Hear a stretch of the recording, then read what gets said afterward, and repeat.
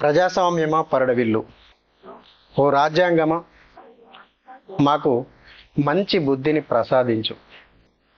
ఎందుకంటే గత ఎన్నికల్లో చూసాం మనం, సార్వత్రిక ఎన్నికల్లో, నిన్న మొన్ననే జరిగిన ఎన్నికల్లో మనం ఒక వితండవాదాన్ని చూడడం జరిగింది.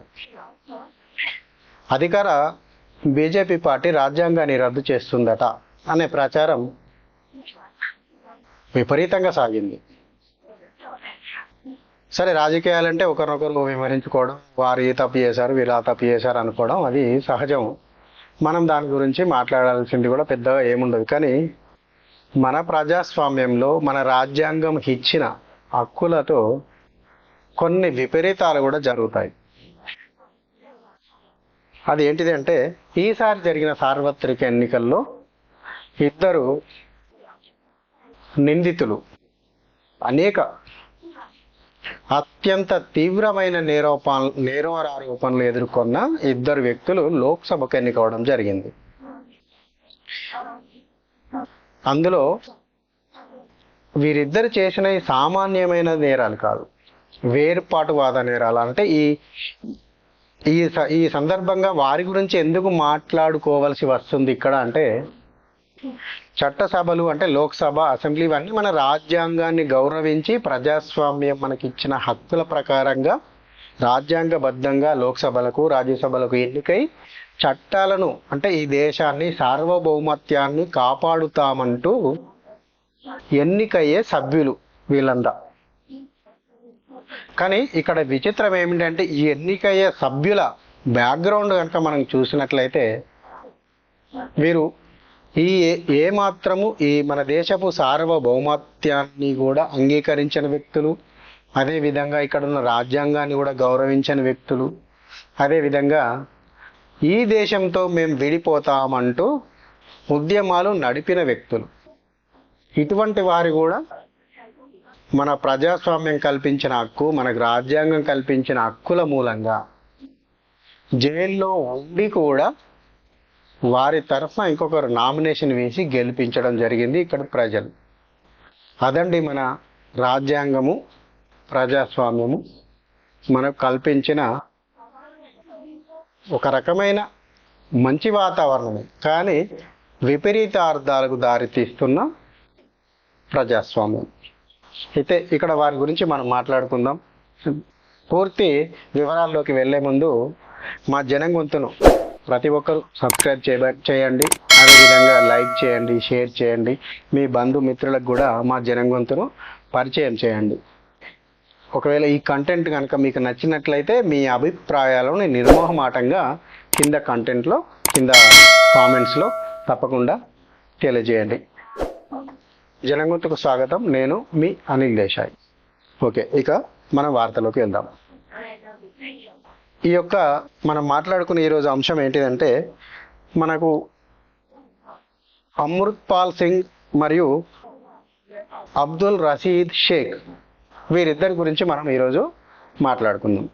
ఇందులో అమృత్పాల్ సింగ్ పంజాబ్లోని ఖడూర్ సాహెబ్ లోక్సభ నుండి ఎంపీగా ఎన్నికయ్యారు. అదేవిధంగా అబ్దుల్ రషీద్ షేక్ కూడా జమ్మూ కాశ్మీర్లోని బారాముల్లా లోక్సభ స్థానం నుంచి ఎంపీగా ఎన్నికయ్యారు. ఈయన అబ్దుల్ రషీద్ షేక్ ఇదివరకు కూడా గతంలో 2008, 2013లో స్థానిక ఎమ్మెల్యేగా ఈయన ప్రాతినిధ్యం వహించారు. అదేవిధంగా ఈ అమృత్పాల్ సింగ్ కూడా రాజకీయంగా లేనప్పటికీ, కాకపోతే మొన్న జరిగిన ఎలక్షన్లలో 2024 మొన్న గత నెలలో జరిగిన ఎలక్షన్లలో లోక్సభ స్థానం ఖడూర్ సాహెబ్ లోక్సభ స్థానం నుంచి ఎంపీగా ఎన్నిక కావడం జరిగింది. అయితే వీరిద్దరి యొక్క బ్యాక్గ్రౌండ్, తెర వెనక వీరు చేసిన వ్యవహారాలు మనం చూస్తున్నట్లయితే, ప్రస్తుతము అమృత్పాల్ సింగ్ అస్సాంలోని డిబ్రూగఢ్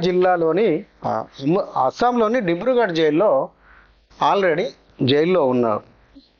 అదేవిధంగా అబ్దుల్ రషీద్ షేక్ కూడా తీహార్ జైల్లో గత 6 సంవత్సరాల నుంచి జైలు శిక్ష అనుభవిస్తున్నాడు. ఈయన అవామీ ఇత్తెహాద్ పార్టీ తనే స్థాపించి ఇండిపెండెంట్గా పోటీ చేసి మొన్న బారాముల్లాలో కాశ్మీర్ యొక్క మాజీ ముఖ్యమంత్రి ఒమర్ అబ్దుల్లాను అత్యంత మెజారిటీతో, అంటే 196,697 ఓట్ల మెజారిటీతో ఆయనని ఓడించి, ఒక మాజీ ముఖ్యమంత్రిని ఓడించి ఎన్నిక కావడం జరిగింది. అయితే ప్రజాస్వామ్య విలువల పరంగా ప్రజాస్వామ్యబద్ధంగా ఇంతవరకు ఒకటే కరెక్ట్. ఎందుకంటే తను పోటీ చేశాడు, ఇక్కడ ఎన్నిక కావడం జరిగింది, గెలుపోవటంలు అనేటివి సహజం. కాకపోతే వారి యొక్క విధానాలు ఏమిటి, ఆ వ్యక్తుల యొక్క పంతా ఏమిటి, వారు వ్యవహరిస్తున్న తీరేమిటి గనుక మనం గమనిస్తున్నట్లయితే ఇక్కడ అమృత్పాల్ సింగ్ ప్రత్యేక ఖలిస్తాన్ పేరుతో ఉద్యమం నడుపుతున్న వ్యక్తుల్లో ప్రధానమైన వ్యక్తి. ఎప్పుడైతే కేంద్రంలో బీజేపీ ప్రభుత్వం 2014లో రావడం జరిగిందో ఖలిస్తాన్ యొక్క ఉద్యమాన్ని చాలా వరకు అణిచివేయడం జరిగింది.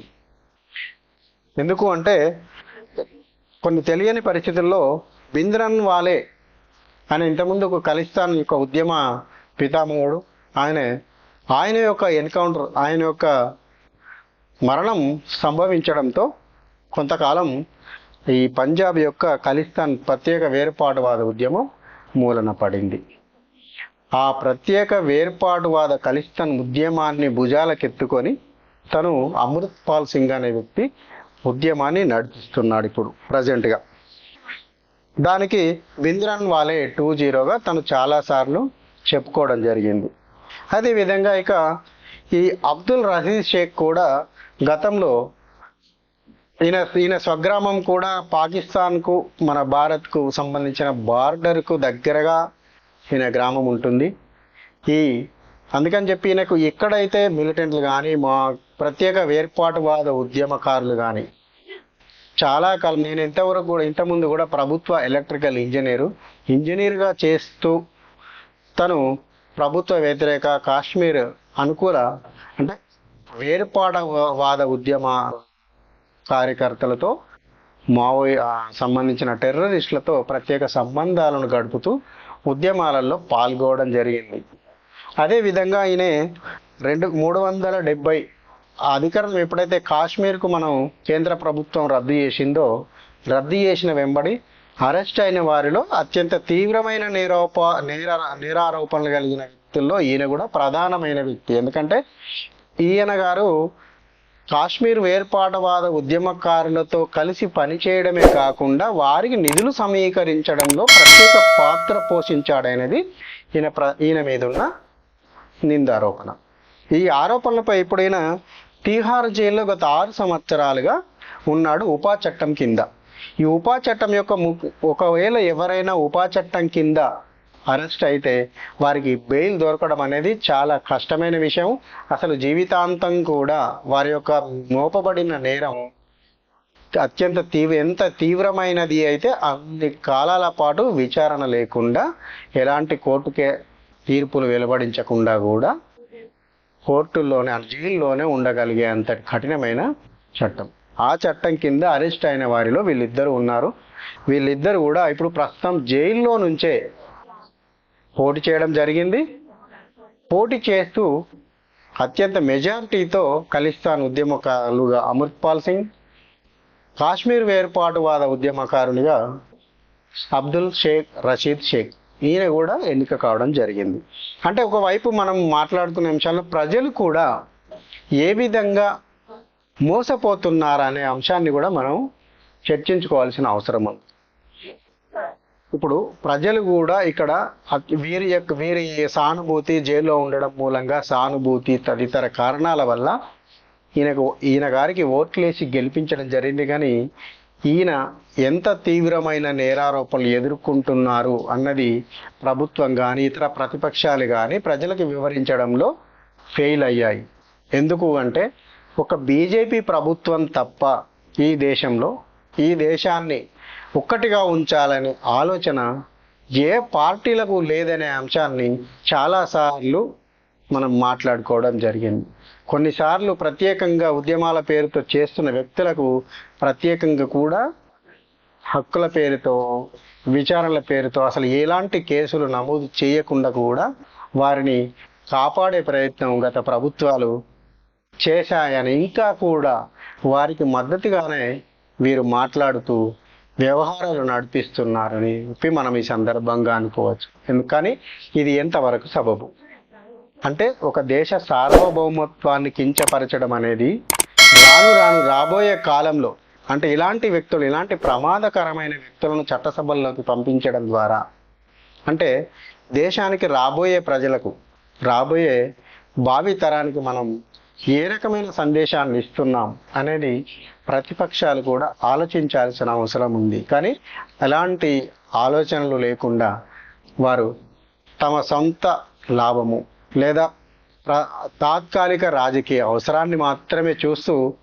భావితరాల యొక్క, దేశం యొక్క భావితరపు భవితవ్యాన్ని నాశనం చేస్తున్నారు అనడంలో ఎంత మాత్రము తప్పు లేదు. జై హింద్, భారత్ మాతాకి జై.